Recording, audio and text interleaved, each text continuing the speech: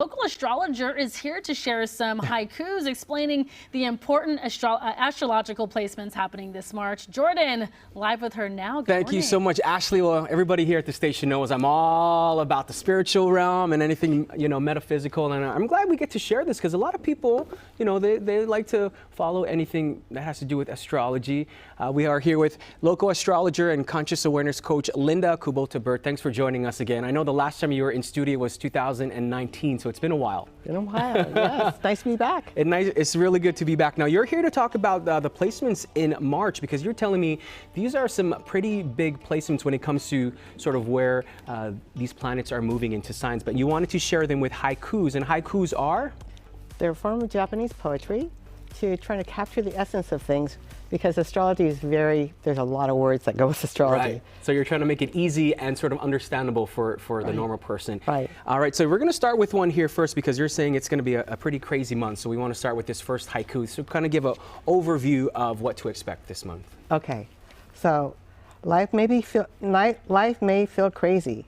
Old ways coming to an end to make room for the new. And the first placement is happening on March 7th, and this is when Saturn moves into Pisces. Now, Saturn is a planet that represents what? Saturn represents restriction and matter and structure and tradition, those kinds of things. So moving into Pisces, what does that mean, or what does that translate to as far as, individually or conscious or It's collectively? Like kind of going into the opposite, because Pisces is boundaryless, it's more spiritual, it's more the unseen. So we have matter meeting spirit. So is it bringing like light to the shadow or what?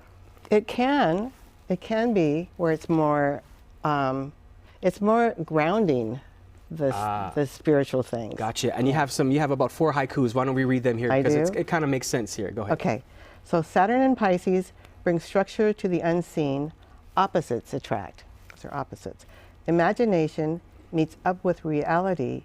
Watch for miracles. It depends on us. We're co-creating together. What are you adding? So it's all energy. The connections will strengthen. Trust, intuition. So with this placement here, as Saturn moves into Pisces, what are the big main points you think people should know, or what to expect during this time? I think mainly to kind of get out of fear because it can feel chaotic and because the energy is totally shifting. And trust more in themselves. Yeah. Trust your intuition. Right. And it's intuition is an interesting word because when you say intuition, it's almost that inner voice, that self-talk that you kind of go through each and every day. It's that inner knowing that you have, right? Right. And it's also watch for signs. Because sometimes things happen and just pay attention. Just be open, just be aware. Now, another placement you do want to mention is probably really big because the last time it happened was back in 1798. Yes. 1798. This is now going to happen on March 23rd of this year when the planet Pluto moves into the sign Aquarius. So what does that symbolize and why is it so significant for us? Well, it's a major change because we've been in Capricorn for 20 years. So Capricorn's structure and all that. And Aquarius is more futuristic, more humanitarian, more about equality, futuristic. We could see a lot more AI.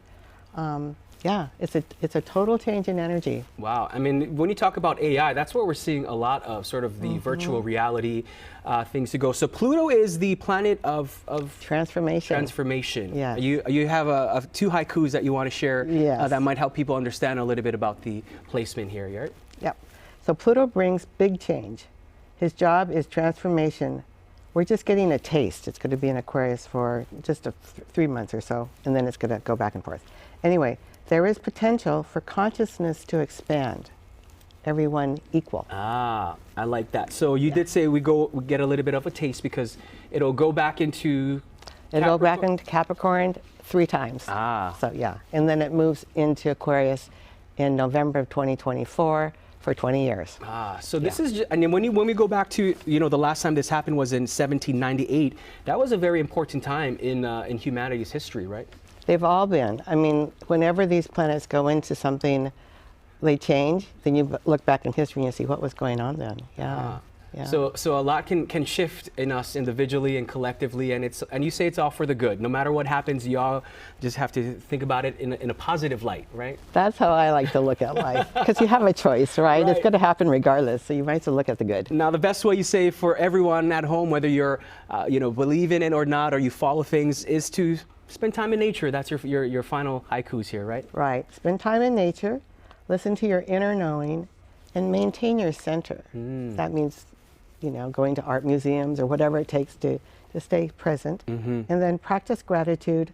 No matter how hard it is, it can be magic. Absolutely. I believe that 100%, because sometimes when we're feeling down and you think of something you can be grateful for, it sort of shifts you completely.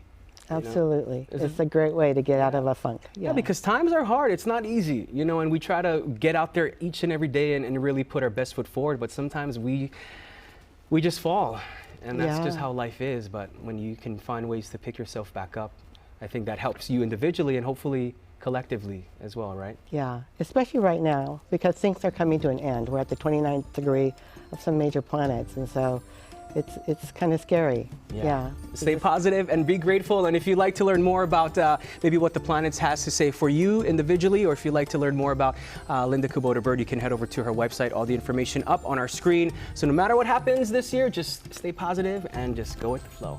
Count your blessings. Count your blessings. All right, more Good Day coming up after the break. Stay with us. We'll be right back.